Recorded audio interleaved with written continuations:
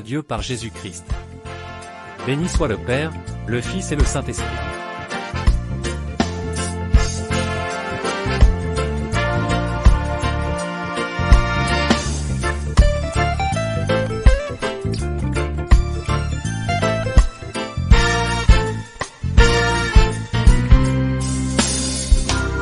Joyeux, bénissons le Seigneur. Chantons et célébrons ses louanges. Adorons avec foi le Sauveur. Nous joignons au céleste phalange pour dire gloire à Dieu. Gloire à Dieu. Gloire à Dieu. Gloire à Dieu. Retentisse en tout lieu, gloire à Dieu, gloire à Dieu, gloire à Dieu, que ce chant retentisse en tout lieu.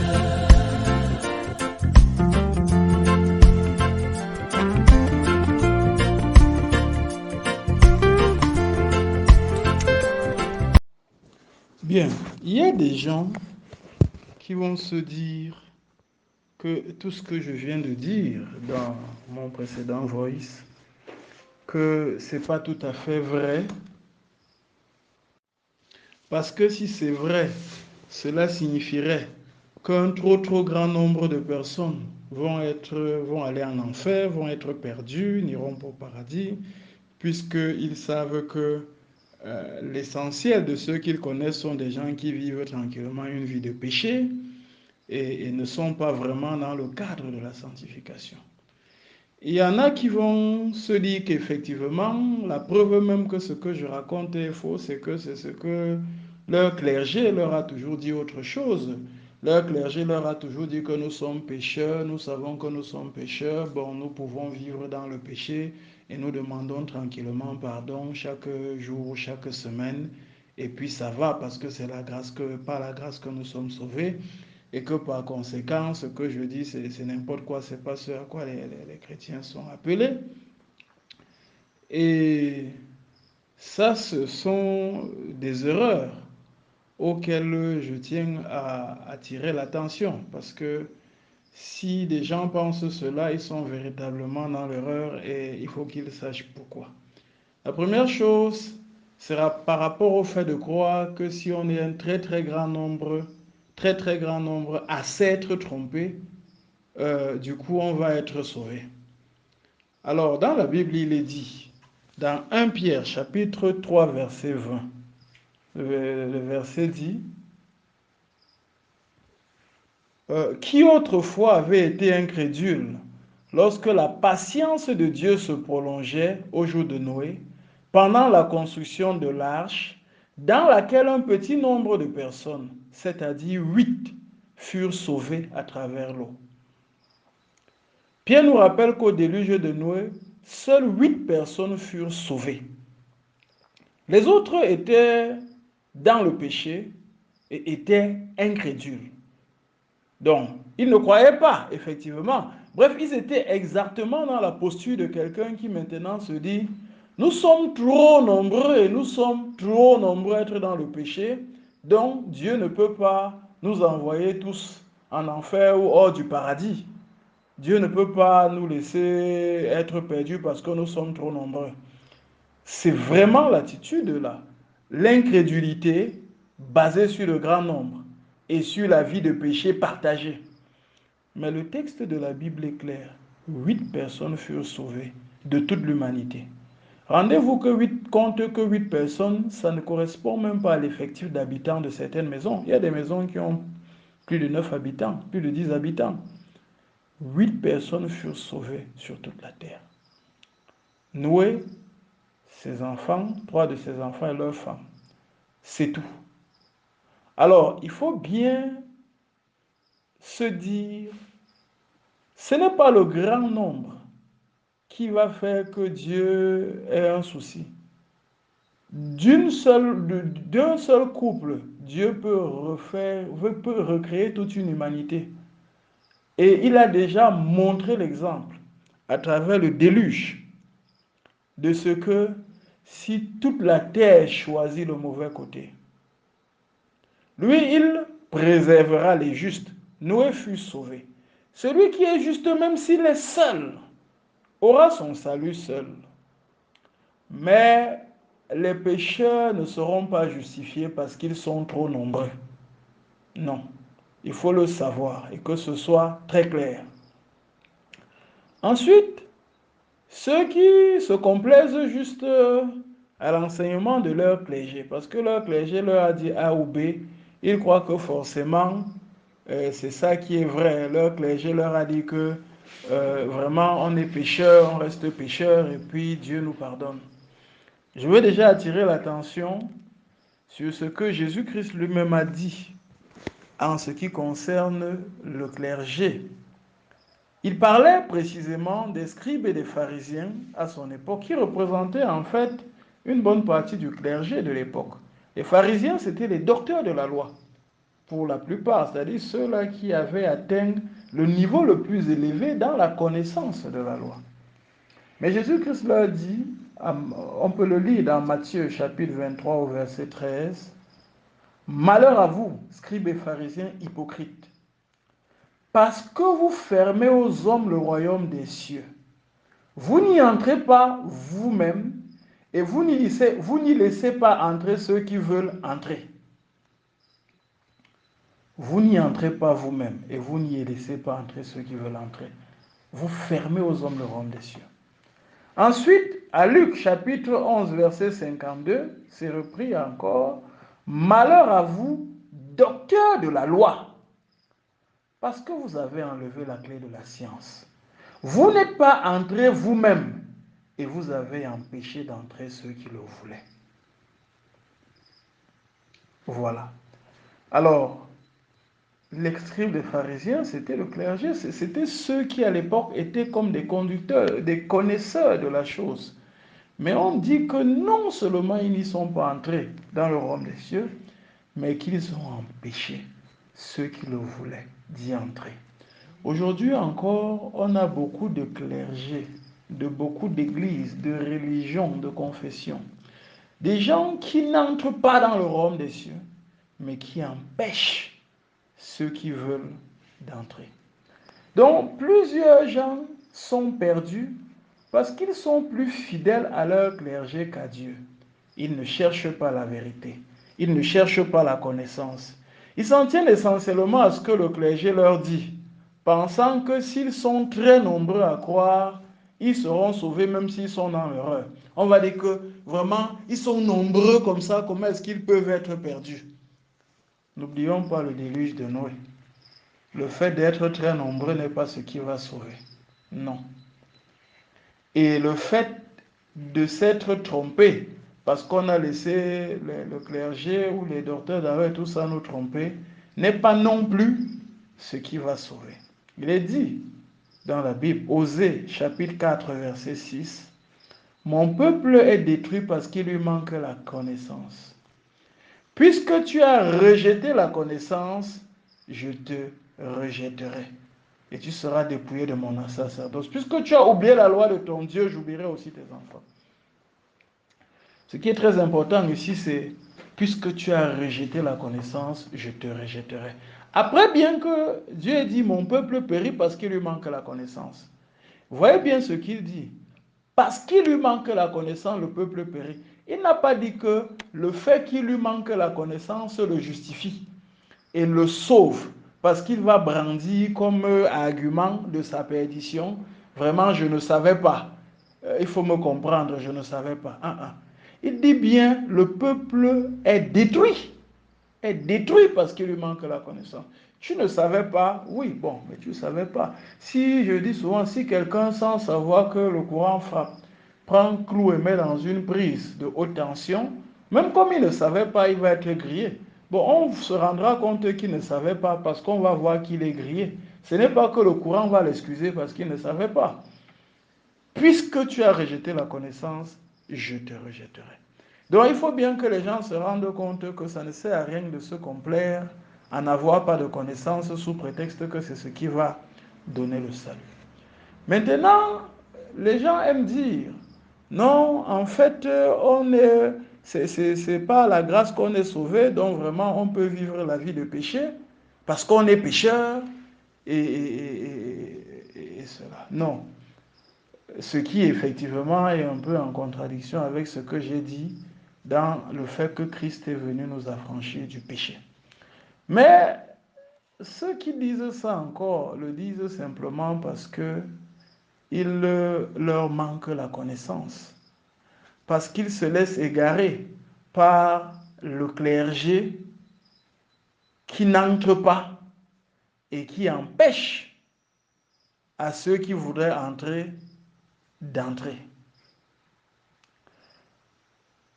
Écoutons ce que le Seigneur Jésus-Christ dit dans Matthieu au chapitre 7, des versets 18 à 23. Un bon arbre ne peut porter de mauvais fruits, ni un mauvais arbre porter de bons fruits.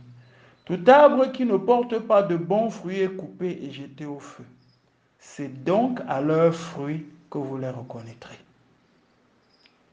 Ceux qui me disent, Seigneur, Seigneur, n'entreront pas tous dans le royaume des cieux, mais celui-là seul qui fait la volonté de mon Père qui est dans les cieux. Plusieurs me diront en ce jour-là, Seigneur, Seigneur, n'avons-nous pas prophétisé par ton nom? N'avons-nous pas chassé des démons par ton nom? Et n'avons-nous pas fait beaucoup de miracles par ton nom? Alors je leur dirai ouvertement, je ne vous ai jamais connu, retirez-vous de moi, vous qui commettez l'iniquité. Le Seigneur Jésus-Christ est clair. Dans ce texte, il a plusieurs fois et de plusieurs manières dit la même chose. Mais l'une des choses qui nous marque le plus, c'est ce qu'il dit au 22 et 23. Il dit, plusieurs vont me dire, n'avons-nous pas prophétisé en ton nom? C'est-à-dire qu'il y a des gens qui prophétisent au nom de Jésus-Christ et qui sont convaincus parce qu'ils sont en train de prophétiser au nom de Jésus-Christ qu'ils ont Christ et sont en Christ. Il va plus loin. N'avons-nous pas chassé les démons par ton nom? Il y a des gens qui aujourd'hui chassent des démons par le nom de Christ. Et surtout qui sont convaincus qu'ils sont en Christ, qu'ils connaissent Jésus-Christ, puisqu'ils le font par le nom de Christ. Et il va encore, et n'avons-nous pas fait beaucoup de miracles par ton nom? Donc, ces gens ont fait tant de choses jusqu'à faire beaucoup de miracles au nom de Jésus-Christ. Et lui dit, alors je leur dirai ouvertement, je ne vous ai jamais connu, retirez-vous de moi, vous qui commettez l'iniquité. Je ne vous ai jamais connu. Voilà quelqu'un qui a passé sa vie à prophétiser, chasser les démons, faire des miracles au nom de Jésus. Pour lui, il est sûr qu'il vit avec Jésus. Parce que faire tout ça n'est pas donné à un homme ordinaire. Mais Jésus lui dit, je ne t'ai jamais connu. Même pas que je t'ai connu un moment avant de te quitter après. Je ne t'ai jamais connu. Et il va, au fond, préciser exactement pourquoi. Vous qui commettez l'iniquité. Ça veut dire quoi? La vie d'iniquité est la marque, la preuve qu'on ne connaît pas Christ. Et c'est Jésus lui-même qui le dit. C'est ce qui est dit là au verset 23. Et en fait, c'est ce qu'il disait déjà dans le verset 19. En fait, de 18 à 19, quand il a dit, un bon arbre ne peut porter de mauvais fruits, ni un mauvais arbre porter de bons fruits. Et au vin, c'est donc à leurs fruits que vous les reconnaîtrez. Et il précise bien au 19, tout arbre qui ne porte pas de bons fruits est coupé et jeté au feu. C'est à leurs fruits que vous les reconnaîtrez. Et le fruit là, c'est le fruit de l'esprit. C'est l'œuvre de la foi, qui est simplement, si on doit le résumer, l'obéissance, l'amour de Dieu, la confiance en Dieu. Dieu dit que Il punit jusqu'à la troisième ou la quatrième génération de ceux qui le haïssent, mais il fait miséricorde jusqu'à 1000 générations de ceux qui l'aiment et gardent ses commandements. Qui l'aiment et gardent ses commandements. C'est ça le fruit.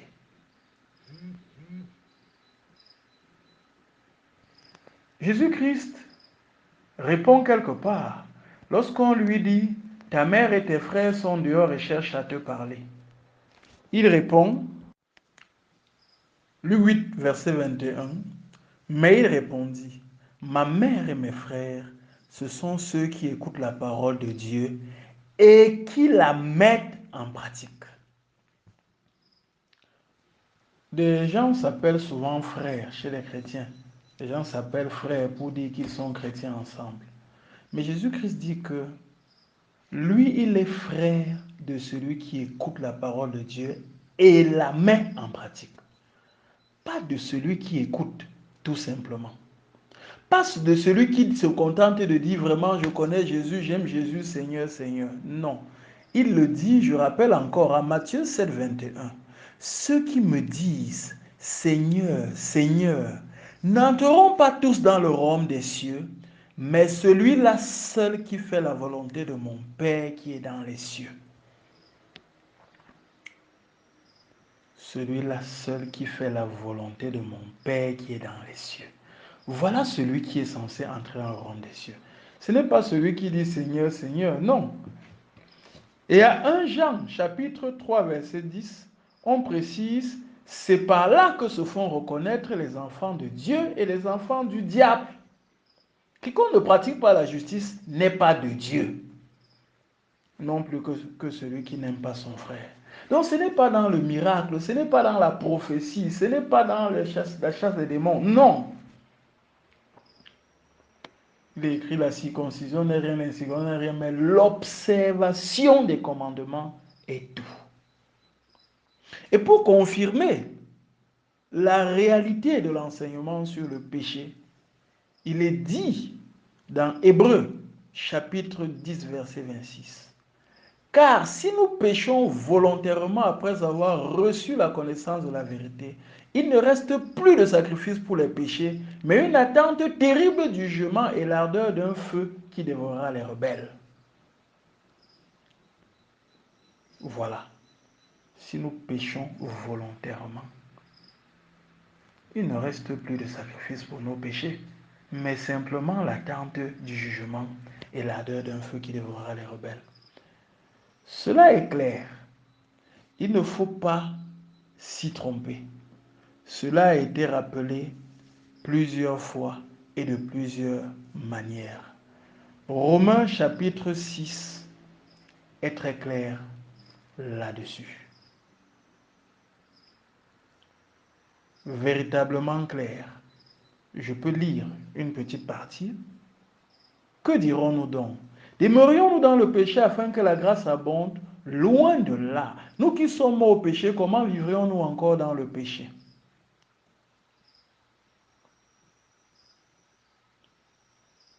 Ça, c'est les versets 1 à 2 du chapitre 6. Verset 11, 13. Ainsi, vous-même, regardez-vous comme morts au péché, comme vivants pour Dieu en Jésus-Christ. Verset 16. Ne savez-vous pas quand vous livrez à quelqu'un comme esclave pour lui obéir, vous êtes esclave de celui à qui vous obéissez, soit du péché qui conduit à la mort, soit de l'obéissance qui conduit à la justice. Verset 18. Ayant été affranchis du péché, vous êtes devenus esclaves de la justice. 22. Mais maintenant, étant affranchis du péché et devenus esclaves de Dieu, vous avez pour fruit la sainteté et pour fin la vie éternelle. Voilà. C'est aussi simple que cela. C'est ça la vérité.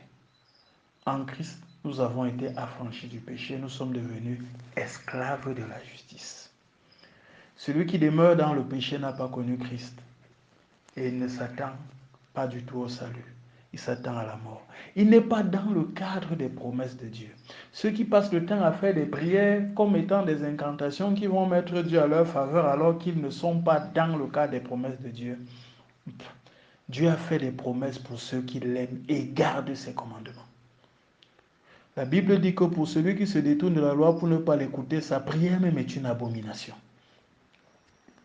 Donc, ceux qui n'aiment pas Dieu, comme je dis encore dans le 2e commandement, il rappelle qu'il punit l'iniquité des pères sur les fils jusqu'à la 3e ou la 4e génération de ceux qui le haïssent. Et il fait miséricorde jusqu'à 1000 générations de ceux qui l'aiment et gardent ses commandements. De ceux qui l'aiment et gardent ses commandements. Donc, ne faut pas se laisser tromper. Naturellement, des gens vont me dire qu'on a dit quelque part que tous ont péché et sont privés de la gloire de Dieu. Et que le salut, on l'obtient par la foi et non par les œuvres. Oui, tous ont péché. Moi, j'ai péché. Vous avez péché. Celui qui m'écoute a péché. Comme nous tous, nous avons été allaités, nous avons tous pris le lait maternel, ou peut-être certains le biberon. Mais le fait que nous ayons tous été allaités, nous avons tous rampé. Est-ce que ça veut dire qu'aujourd'hui nous rampons encore? Est-ce que ça veut dire qu'aujourd'hui nous sommes encore au lait maternel? Le fait d'être passé par une étape ne veut pas dire que nous y sommes encore. D'ailleurs, la Bible dit que Dieu prouve son amour envers nous en ce que lorsque nous étions encore pécheurs, Christ est mort pour nous. Lorsque nous étions encore, c'est conjugué au passé. Nous étions. Ça veut dire que maintenant là, nous sommes supposés ne plus l'être parce que c'est conjugué au passé. Donc, il ne faut pas se tromper là-dessus. Tous ont péché, oui. Ça ne veut pas dire que tout le monde continue à pécher. Et ce verset, c'est un verset qui avait trait à des époques bien précises. Ce n'était pas des versets qui ont trait en tout temps, en tout lieu. Parce que si c'était vrai en tout temps, en tout lieu, ça signifierait que Jésus-Christ aussi a péché. Or, il est dit que Jésus-Christ sur terre a été sans péché. Il est reconnu comme sans péché. Donc, du coup, tout cela ne s'applique pas à lui.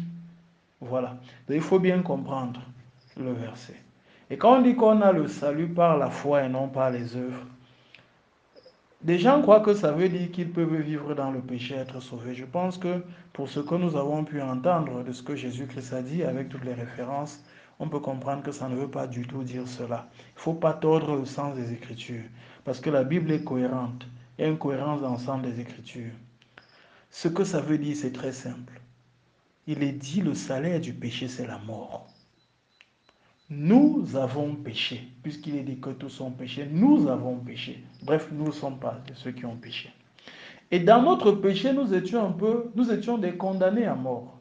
Un peu comme quelqu'un qui a commis un meurtre, il est passé au tribunal, on l'a condamné à mort. Et pendant qu'il est en train d'attendre son exécution, il apprend qu'il a une grâce présidentielle. Maintenant, cette grâce présidentielle qui lui est accordée, ce n'est pas parce qu'il a fait une œuvre particulière, il n'a pas fait une grande œuvre, il n'a rien fait de particulier. C'est une grâce liée à la magnanimité du président. Un point, c'est tout.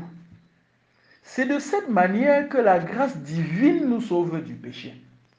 Seulement, celui-là donc qui a eu cette grâce présidentielle, qui lui permet de sortir, le président attend de lui qu'il ne refasse plus des meurtres.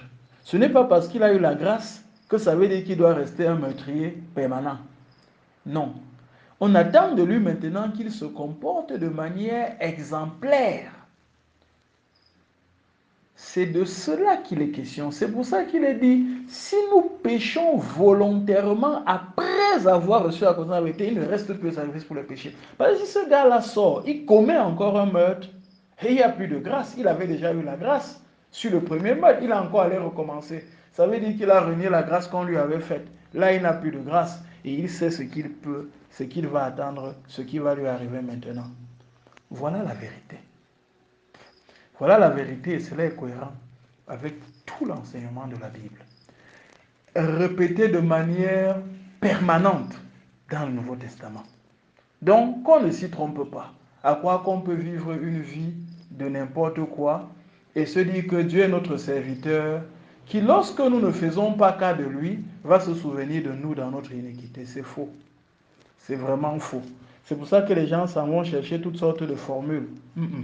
Jésus-Christ avait donné la formule pour éviter les tribulations quand on souffre dans la vie et autres. Ce n'est pas d'aller chercher les prophètes, pasteurs et tout ça qui vont prier ou qui vont vous escroquer. Non. Il a tout expliqué dans la parabole de l'enfant prodige, du fils prodige. Le fils était éloigné de la maison de son père. Il a même dilapidé son héritage. Loin, il s'est mis à souffrir de toutes sortes de tribulations. Dans sa souffrance, il s'est souvenu qu'il faisait bon vivre chez son père. Et il s'est dit vraiment, je vais me lever et je rentre chez mon père. J'aime dire, celui-là qui se met, il sait bien que dans la maison, sous le toit, il est à l'abri de la pluie. Il quitte la maison sans parapluie, se met au milieu de la route. Il voit qu'il se met à pleuvoir. Au lieu de rentrer à la maison, il se met au milieu de la route. Il prie pour que la pluie ne le mouille pas. C'est un fou, tout simplement. Le plus simple, c'est qu'il rentre à la maison. Une fois qu'il est à la maison, qu'il continue à pleuvoir ou pas, il ne sera plus mouillé. Et c'est ce qui est demandé aux gens. Revenez à la maison de Dieu. Revenir à la maison de Dieu ne veut pas dire aller dans un lieu physique particulier. Ça veut dire répentez-vous. Répentez-vous de votre mauvaise vie, de vos vies. Acceptez Jésus-Christ dans votre vie. Et marchez maintenant en nouveauté de vie, dans l'observation des commandements de Dieu. De manière plus précise, comme l'apôtre Pierre l'avait dit, répentez-vous et que chacun d'entre vous soit baptisé. Pour le pardon de vos péchés, vous recevrez dans le Saint-Esprit. La repentance, c'est aussi un engagement à l'abandon. Il ne faut jamais l'oublier. Voilà la vérité. Merci.